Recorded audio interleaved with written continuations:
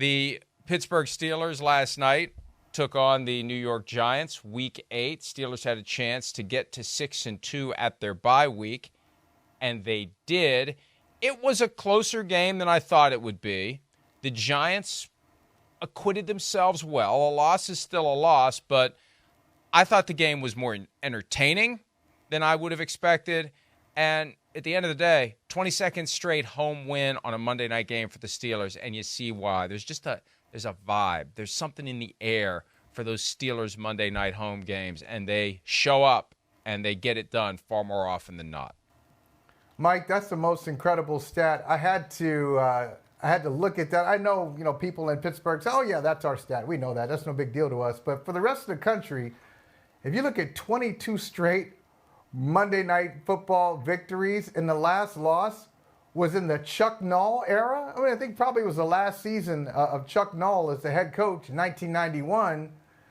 That's incredible. So they haven't all been good. Those Steelers teams, I know, Mike Tomlin has never had a losing record, but from 91 to the present, there have been some pretty sad Steelers teams in between there, a couple of 6-10s, some 5-11. So that's the one thing that stands out. And the other thing is the Giants just,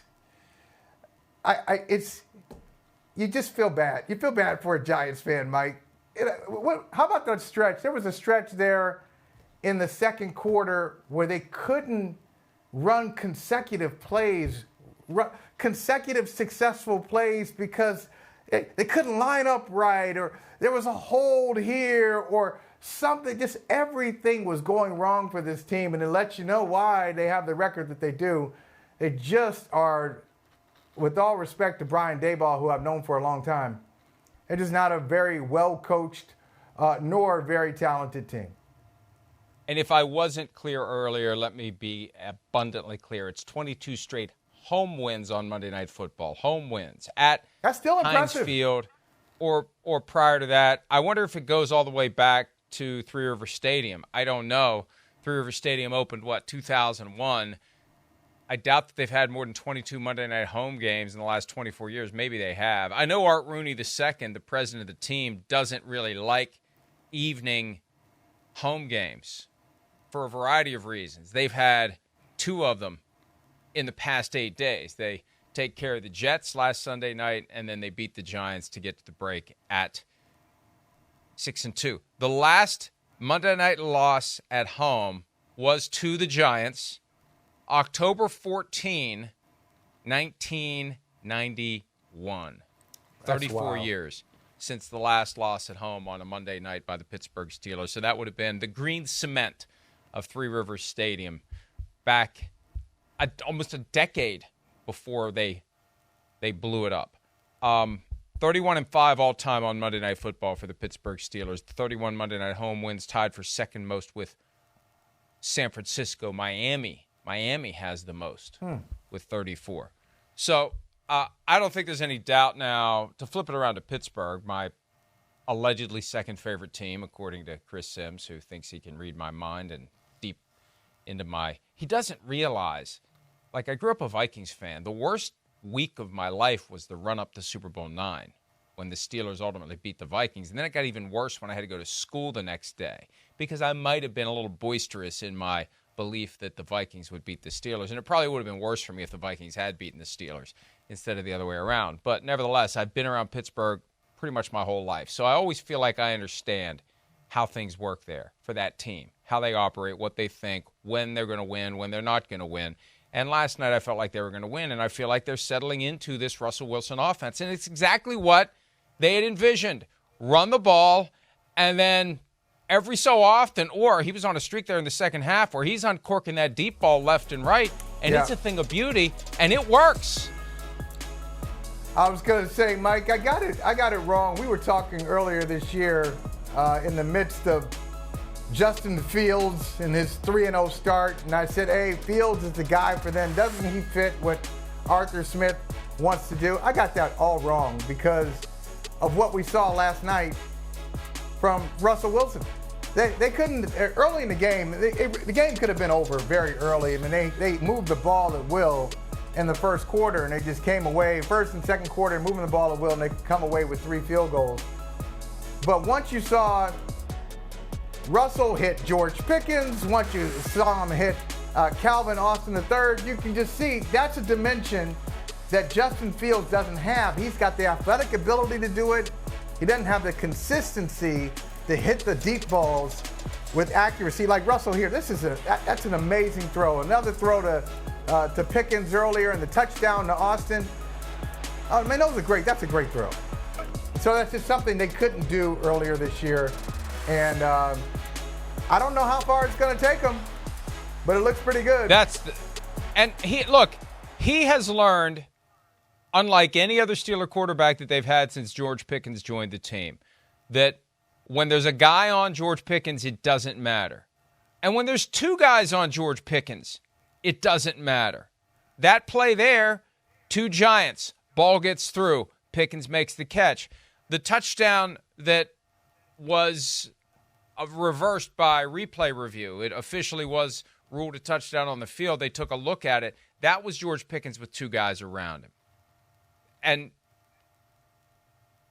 I've been amazed that no one has been willing to just recognize, I trust this guy to catch the ball.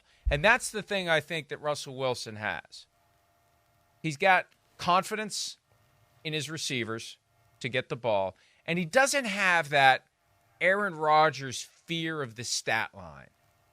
You know, if I throw this ball, there's a chance my guy's not going to catch it. There's a chance the other guy's going to box him out and catch it. Russell Wilson has complete and total faith that his receivers are going to go catch the ball, and he doesn't seem to care if they don't. And that's part of having that faith. It's like the trust fall. He's willing to let himself go and believe that someone's there literally to catch him / the ball. And that's why you see all these balls spraying all over the place. And that makes it fun to watch a game when you see Russell Wilson throwing it like that. So 2 games in, 2 wins. Yeah, they haven't beaten high-level contenders.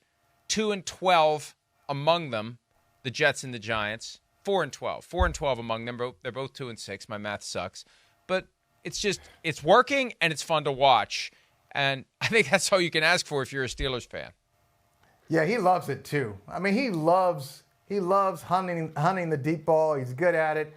And they've got the personnel that kind of fits with that style. Now, I don't know how they feel about their rookie, because I was thinking about their team and what would make them even more dangerous.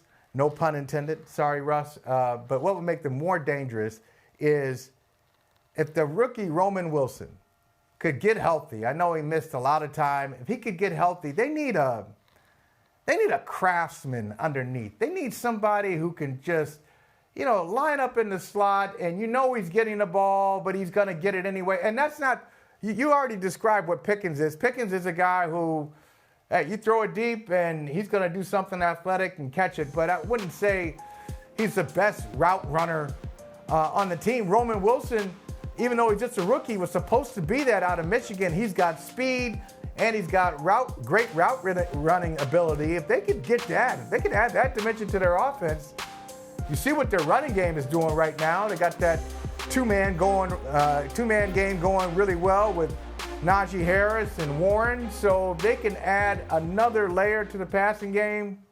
That 6-2 won't seem so head-scratching. Hey, Najee Harris is running, you could argue, like he never really has. Yes, he's got 2,000-yard seasons. They didn't pick up, I think he's got 3,000-yard seasons. They're going to have to check that. They didn't pick up his 5th-year option. And it seems like as the season progresses, he's running with a purpose even beyond what we've seen from him. He had the great play against the Raiders a few weeks ago. He had a great night last night. 19 carries for 114 yards for Najee Harris, 6 yards a carry. That defies what we've come to expect from Najee Harris. He's more of the 3 yards in a cloud of dust, run between the tackles, run hard, deliver punishment, take hits, send a message to the entire team that underscores the toughness that is the Pittsburgh Steelers. Last night, and I don't know what's gotten into him, but he's running, and it's, you know what it may be? It may be the Doug Martin muscle hamster thing. The Bucs did the same thing a decade ago. First-round pick, didn't pick up the fifth-year option. He had a great fourth year, and they had to sign him. They had no choice but to keep him around, and that may be what the Steelers have to do with Najee Harris. But that's what they were trying to recreate in Pittsburgh, the Seattle vibe. Hi, it's Mike Florio. Thanks for watching PFT on YouTube. Hit subscribe for the latest news and analysis from Pro Football Talk.